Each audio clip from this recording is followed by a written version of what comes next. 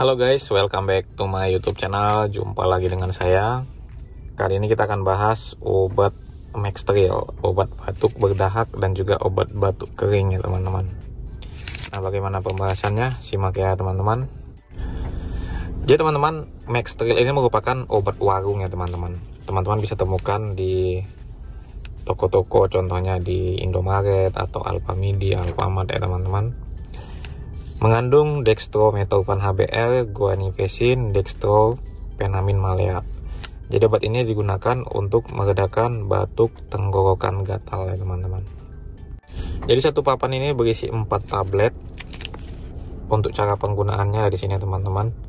3-4 kali sehari 1 tablet. Jadi obat ini sangat lengkap ya teman-teman. Mengandung antitusif atau batuk kering ya, kalau batuk kering bisa.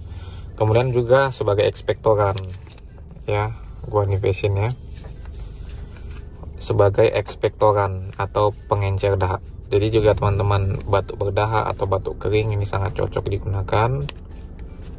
Dia mengandung dextromethorphan HBr 15 mg, guanifesin 100 mg, ada juga CTM nya, jadi bisa untuk pilek dan gatal pada tenggorokan ya teman-teman, karena mengandung dextropenamin maleat ya, yang hampir sama dengan fungsinya dengan CTM.